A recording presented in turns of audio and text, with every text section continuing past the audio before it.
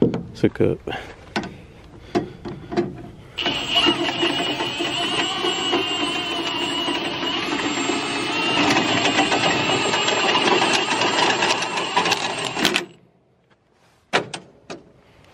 Love that. That's the slickest thing ever right there. Alright, we are hooked up. I actually dropped that thing down one more notch. And I believe I kind of finished that. I was worried that if I went down one more notch, it might be a little bit too low. That's actually just right there on the old B&W. I wished I would have got one of them a long time ago. It's those things are they're pretty nice. All right, we're gonna go. I got several traps that have caught animals in them, and coyotes, which I hadn't showed all that yet, but I need to refix them back up, because every time I caught a coyote, it was right after a huge rain. It was a big muddy mess where the trap was, and it's still raining. This happens to be a little bit drier today. We're gonna go fix the traps up real quick, and we're actually gonna fix up some new traps, some new trap spots right quick while the trapping season is coming to a close here shortly. But we're gonna do that, and I'm gonna show y'all how I do the traps. So let's rock and roll. So there's deer blood from that deer head yesterday. What I have done is I'm gonna start using, this is a bucket of peat moss right here. We're gonna use some peat moss to put over the tops of the traps, and I'll get into all that later. And I need to get another battery to go with me. I got one, the camera that's dead, get it back going, and yeah, better take some more of that with me too. And I'm gonna move a camera to a different location. I got something I want to kind of keep an eye on and watch for a little bit and see what all is going on. And so it'll be pretty good. Let me see here how many of these I got. These are my ground anchors right here. I kind of show you how to do it. I got 3, 4, 5, 6, 7. Got 7 ground anchors. These are pan covers. I use wax paper for pan covers. That's what I use.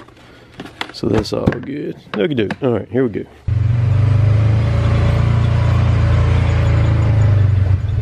Shut the lights off. Hit the door.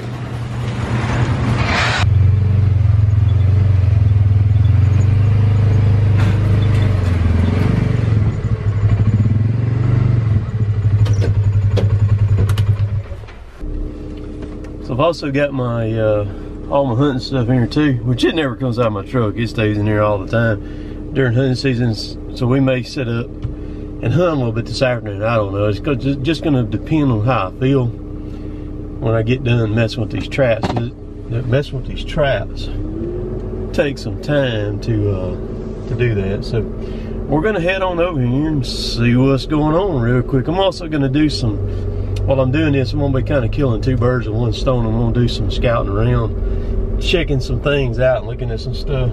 So it'll be pretty good. Y'all come on. Yeah, that's better.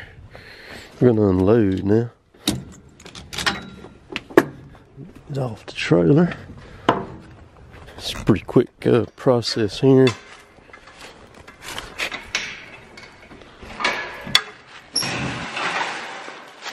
Don't take but a few seconds to do.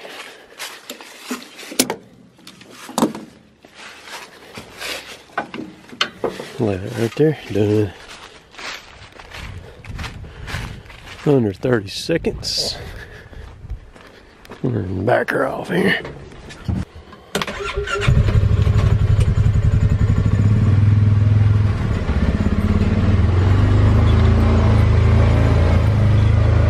Grab my gun and my backpack, and we will be ready to go. Been asked a lot about the hunting season. Mississippi, you can rifle hunt for deer till the end of the month. In this part of the state that we live in, end of January. In Alabama, in this part of the state, we can rifle hunt for deer till February the 10th. So I still got several more days to go in Alabama. Lock her up here. I think I got everything. Alright, man, here's something cool, or whatever, that I hadn't showed. I get asked a good bit about my rifle that I use right here. And what this is, I've got a different magazine coming from it. I've had this one about 3 years now, I guess. And this is an extended magazine that came with it, but I've got a regular one that's not extended. It just fits flush. This is a Savage Model 10 is what it is. And it's got a threaded barrel on it. And that's one of the reasons why I bought it. But it's in a .308 caliber. I like, this is a Silencer Co. Harvester suppressor. And I like shooting a suppressor, man, for a bunch of different reasons. The only part about it, it makes the gun a little bit longer, but the trade-off for it is really good. Zero recoil whatsoever. Zero. And it completely changes the gun's dynamics big time. But I'm shooting a Leupold scope right here. And it's got all the bells and whistles on it right there. It's a Leupold Mark IV, 4.5, 14. Got a 50mm end. It's got a 30mm tube on it right there. And I've never had any trouble with bumping the adjustments on there, which I can, if I want to shoot some subsonic stuff, I can easily change it very quickly because it changes. If you shoot subsonic out of this thing, it makes zero noise. Just a thump is all it does. And it's not much more than a thump shooting full velocity stuff. I'm shooting 150 grain Federal Premium full velocity loads out of it is what I'm shooting out of this thing right now. And nothing's been done to the gun, and it is a tack driver straight out of the box, man. Other than I adjusted the trigger all the way down as light as it would go. Not real crazy about that bolt. It's okay, but I sent OJ a text yesterday with that deer I killed and with the picture in it, and I told him it would have been nice to have killed that deer and had that deer with my Jarrett made rifle.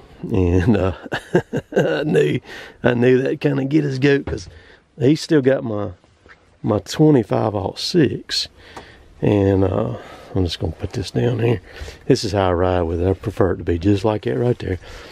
He still got it, and I hadn't got it back, so I'm about to put a little pressure on them about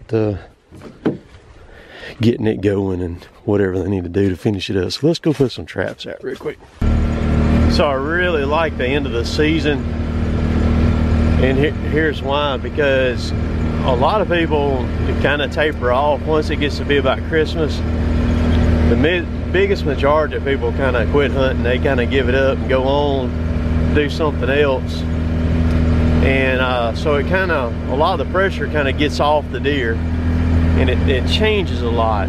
Dog season, people who run dogs and stuff, that season goes out January the 15th. So that helps too, with the dogs not stirring the stuff around. And so I just enjoy it. I like the last few weeks of the season. You can really do some damage if you want to at the end. All right, so I caught a coyote right here the other night. You can see where he had chewed that tree up right there, and all the other stuff here. And he just did that in one night too. I mean, coyote is bad to the bone, man. You can see there's deer prints all in here too where it was. So we're gonna redo this one. This is a Duke's number 4. You can still see the blood over there from where I shot him. And we're gonna redo my dirt hole and all that stuff right here and fix this one back up. So here's another set that I caught one at too that y'all hadn't seen yet. There's all the blood where I shot him. And we're gonna remake this set right here, and you can see it's all kind of marred up. How wet it was. It's still gonna be a little bit wet, but we're gonna go ahead and I'm gonna remake it just like it is. The peat moss on it will work pretty good, so let's get her done. So you can see it's all set and ready back to go. Dude tore up my backing back there pretty bad too when I caught him in it, but it'll still work though.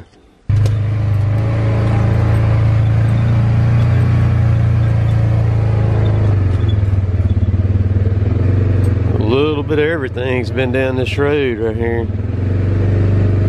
See coyote, bobcat, and coon tracks all. Okay, so I want to put a flat set somewhere right here. I've got, there's a road that comes down out of there that runs into this road. It keeps going down through there. And I want to put something somewhere around this intersection right here. So I'm going to look around for a second and find me a good spot to put one down at. I think I'm going to put it right here. That's what I'm going to do. It'll be kind of high up, a little bit out of the road, so it ain't down in all the water. And I'm going to let y'all watch me do this whole thing right here.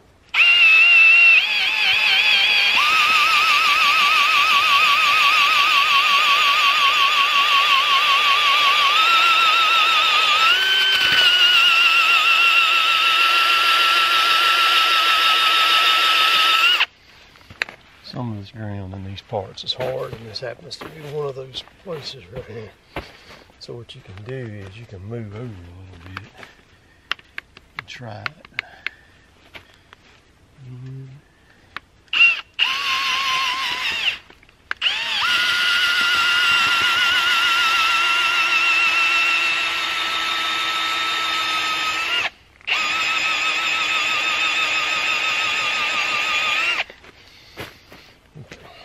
Screw that. All right, got a better spot now.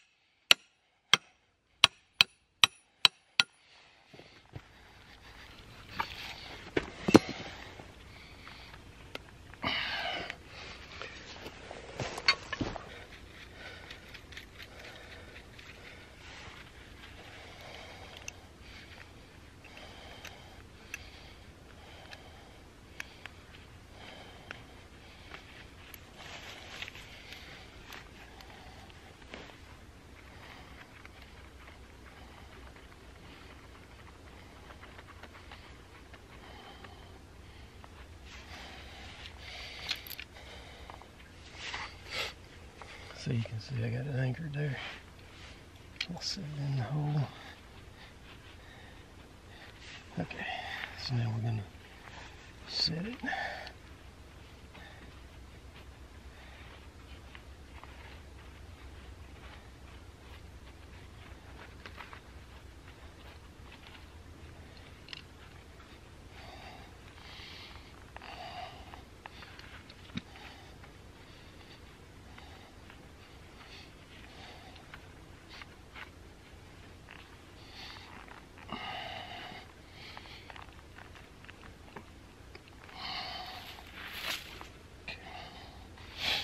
Alright, I'm going to stop the camera and I'm going to put my tag on it real quick. I'm going to set it back down in there. And okay, I've got her set. You can see the pan setting good and level. Jaws are setting good and level right there too. Wax paper for painting cover.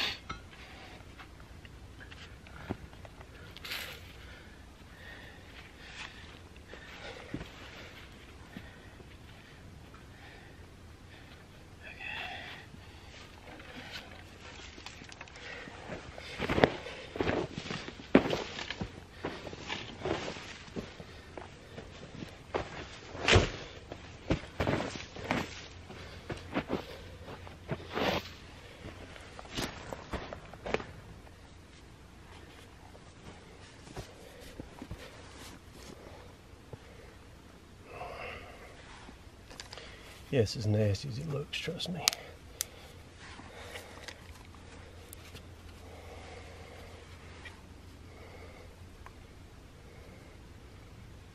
It don't take much. You can get it. I don't need that much, dude. Come on, man. God, this stuff's so nasty.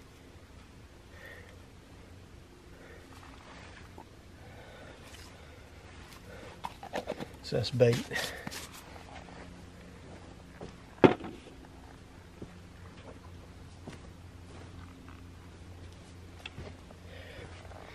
That's lure.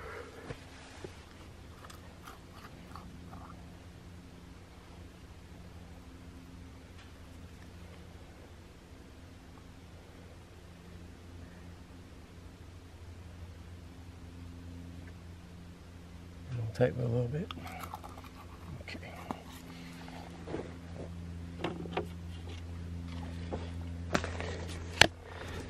So now we're going to squirt her down. This is a bobcat or fox pea, I can't remember what's in that one right there. I got mixed up. Okay, so we're good to go. So that was pretty much filmed in real time right there too. Anything steps right there, he's toast, man, or she or whatever is toast. lake right here. Not quite a lake, but it's got a bunch of water backed up right there. Ooh boy, this so stuff's done soured and stinks, man.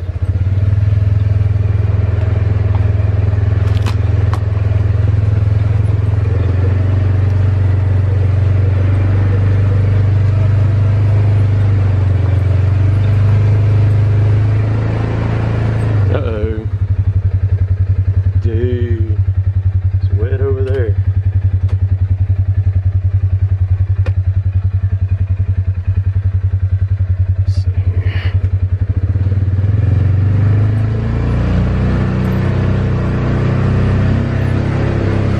Danger Ranger a pull, boy.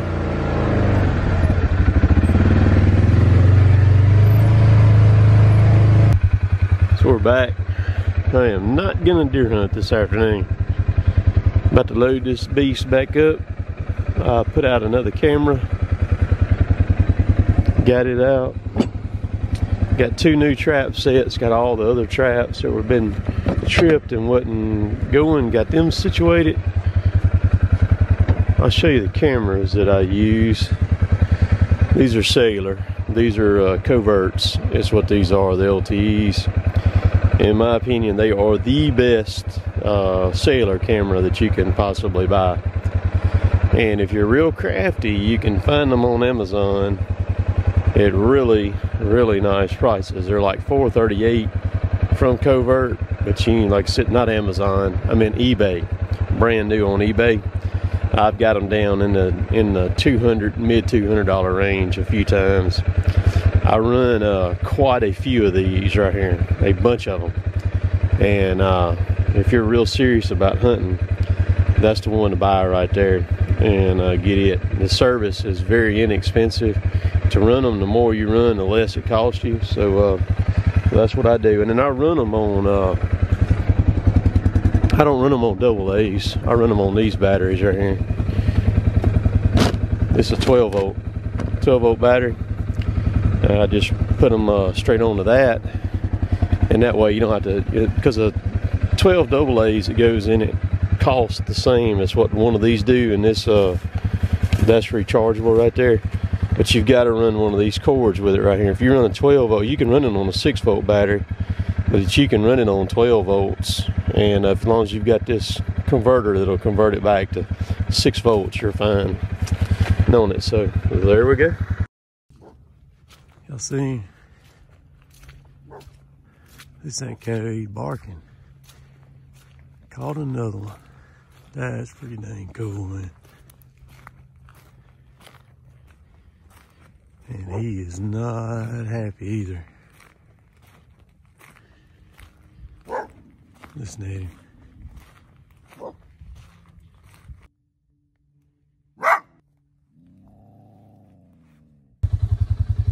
Checking the traps, man. Got me another yote. Look at him. Appreciate y'all watching, tagging along with me all day. We'll catch y'all later. Later, taters.